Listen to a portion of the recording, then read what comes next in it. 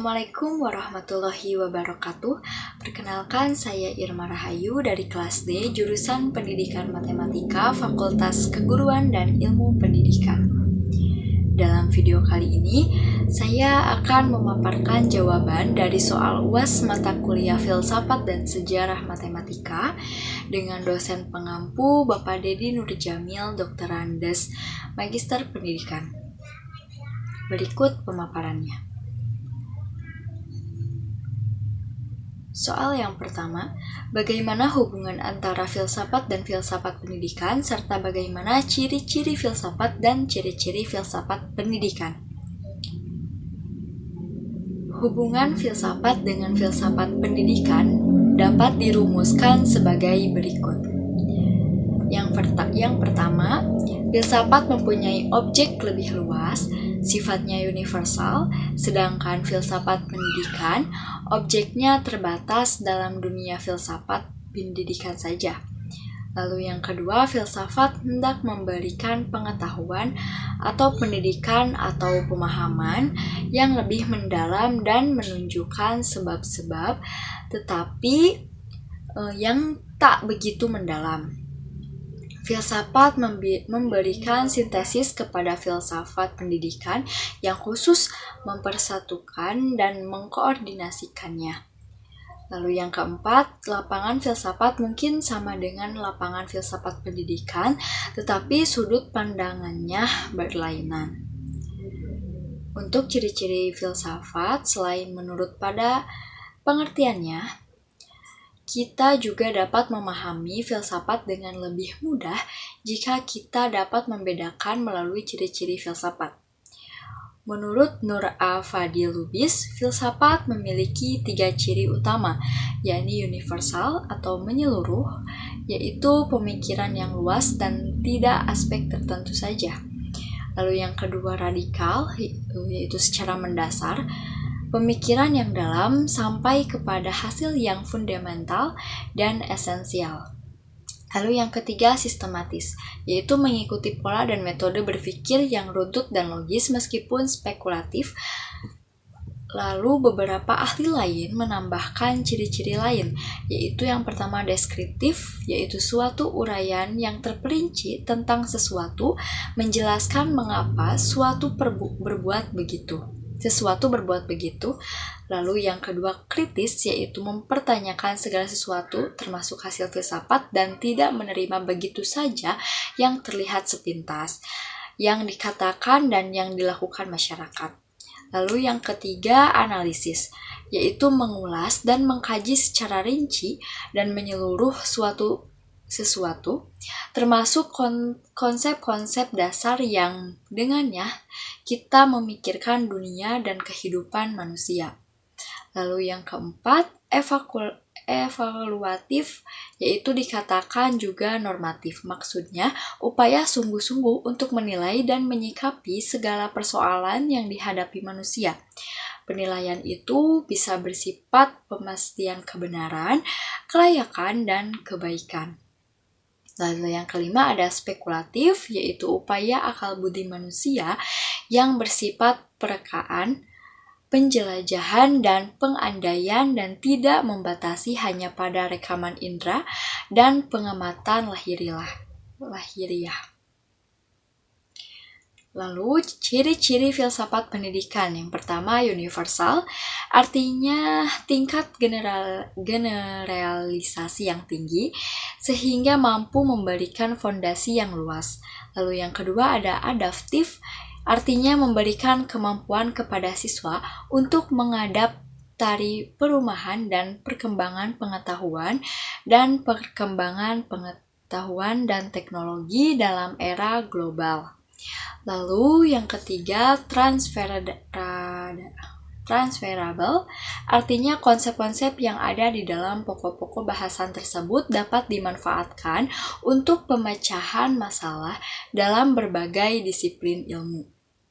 Lalu yang keempat, aplikatif, artinya memungkinkan untuk diterapkan berbagai bidang keilmuan dan teknologi. Lalu yang kelima ada meaningful, artinya bermanfaat untuk diketahui dan dikuasai oleh siswa sebagai landasan tumbuh dan berkembang. Untuk soal yang kedua, yaitu jelaskan perbedaan antara filsafat matematika dengan filsafat pendidikan matematika. Filsafat matematika adalah cabang dari filsafat yang mengkaji anggapan-anggapan filsafat, dasar-dasar, dan dampak-dampak matematika.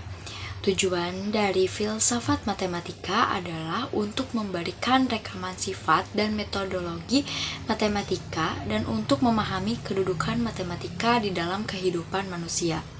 Bidang pengetahuan yang disebut filsafat matematika adalah hasil pemikiran filsafati yang sasarannya ialah matematika itu sendiri. Lalu pendidikan matematika yang dalam konteks ini disebut dengan matematika sekolah adalah matematika yang umumnya diajarkan di jenjang pendidikan formal dari SD sampai dengan tingkat SMA. Tidak termasuk tingkat perguruan tinggi karena di perguruan tinggi matematika didefinisikan dalam konteks matematika sebagai ilmu atau matematika murni. Tujuan pendidikan matematika hendaknya mencakup keadilan sosial melalui pengembangan demokrasi pemikiran kritis dalam matematika. Siswa seharusnya mengembangkan kemampuan yang mereka miliki untuk menganalisis masalah matematika. Pendidikan matematika hendaknya dapat menguatkan siswa. Hal ini berarti siswa berpikir matematika dalam kehidupan sehari-hari serta mampu menggunakannya sebagai praktik penerapan matematika. Lalu soal yang ketiga, yaitu apa tujuan dan fungsi filsafat pendidikan? Mengapa calon guru harus mempelajari filsafat pendidikan? Tujuan dan manfaat filsafat pendidikan. Yang pertama, membantu menemukan masalah-masalah pendidikan dan sekaligus memberikan cara untuk mengatasinya. Karena filsafat pendidikan dapat menunjukkan alternatif-alternatif pemecahan masalah pendidikan seperti masalah rendahnya mutu pendidikan, tidak efektifnya proses belajar mengajar, rendahnya mutu pendidikan, dan masih banyaknya buta huruf dan lain sebagainya. Lalu memberikan informasi yang komprehensif, mendalam, dan sistematik tentang hal-hal yang harus dipertimbangkan dalam merumuskan dan mendesain konsep pendidikan. Selanjutnya, memberikan dorongan bagi dilakukannya aktivitas pendidikan yang disebabkan karena memiliki pengetahuan tentang suatu yang sistematik, mendalam, dan komprehensif tentang masalah-masalah yang berkaitan dengan pendidikan. Selanjutnya, memberikan informasi tentang proses pendidikan, misalnya bermutu atau tidaknya pendidikan tersebut. Tercapai tidaknya tujuan pendidikan yang tetapkan serta berbagai kelemahan lainnya. Lalu fungsi filsafat pendidikan yang pertama, fungsi spekulatif, yaitu berusaha untuk mengerti keseluruhan persoalan pendidikan dan mencoba merumuskannya dalam satu gambaran pokok sebagai pelengkap bagi data-data yang telah ada dari segi ilmiah. Yang kedua, fungsi normatif, yaitu menentukan arah dan maksud pendidikan, terlihat dari adanya rumusan visi, misi, dan tujuan pendidikan. Lalu fungsi kritik, yaitu memberikan dasar bagi pengertian kritis dan rasional dalam mempertimbangkan dan menafsirkan data-data ilmiah. Lalu fungsi teoritis, memberikan prinsip-prinsip umum bagi suatu kegiatan praktik dalam dunia pendidikan. Nah, selanjutnya bagi guru dan pendidikan pada umumnya filsafat pendidikan itu sangat perlu karena tindakan-tindakannya mendidik dan mengajar akan selalu dipengaruhi oleh filsafat hidupnya dan oleh filsafat pendidikan yang dianutnya. Filsafat pendidikan akan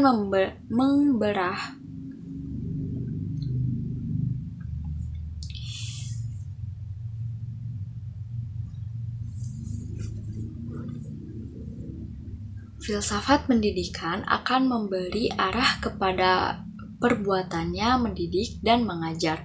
Misal, dalam menyusun kurikulum sekolah, guru harus jelas merumuskan tujuan kurikulum itu, dan untuk itu ia harus merujuk kepada filsafat pendidikannya.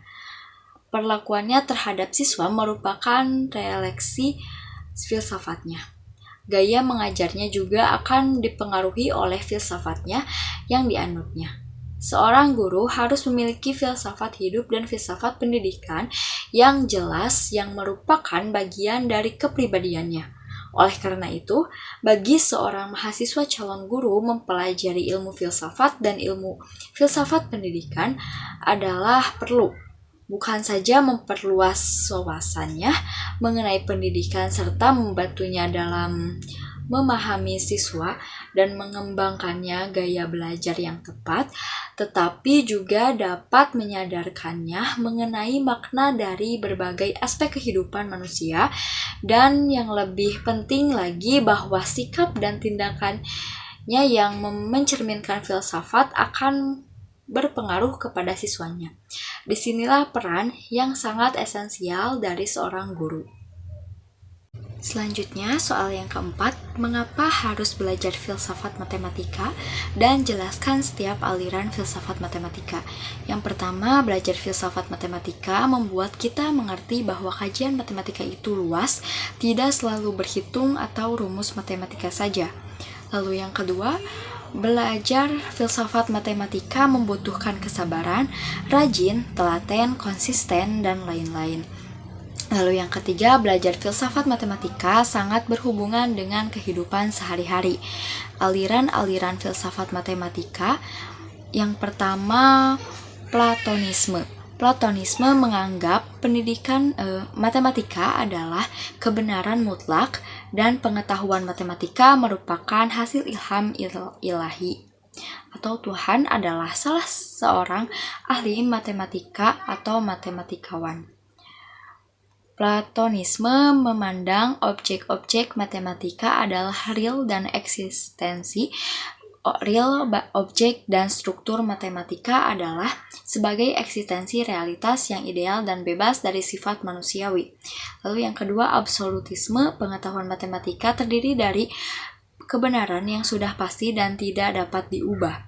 Kebenaran yang bersifat absolut atau mutlak merupakan satu-satunya realitas pengetahuan yang sudah pasti, dan kebenarannya hanya tergantung pada logika dan kebenaran yang terkandung dalamnya.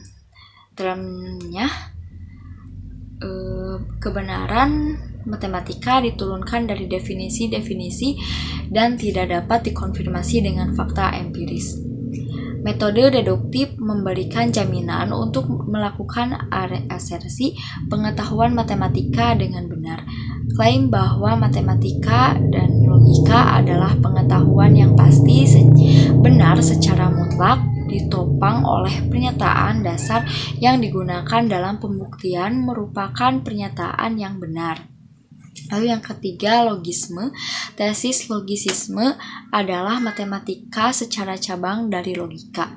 Menurut aliran ini, seluruh matematika dari sejak zaman kuno perlu dikonstruksi kembali ke dalam logika, dan tentu saja proses programnya adalah mengubah seluruh matematika ke dalam logika. Semua konsep matematika haruslah dirumuskan dalam logika, dan semua teorema matematika harus dikembangkan sebagai teorema logika. Tesis ini muncul sebagai upaya untuk meletakkan pondasi matematika ke tempat yang paling dasar dan paling dalam.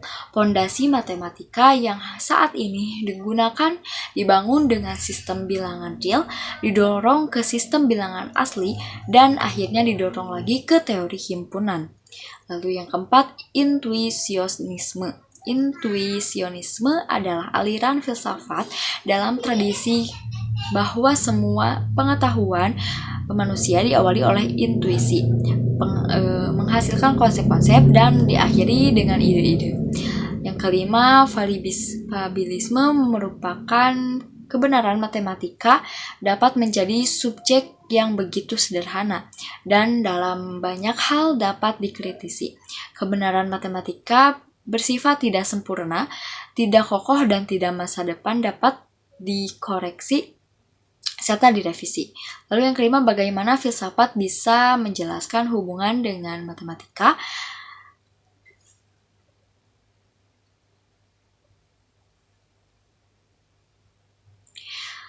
Lalu soal yang kelima, bagaimana filsafat pendidikan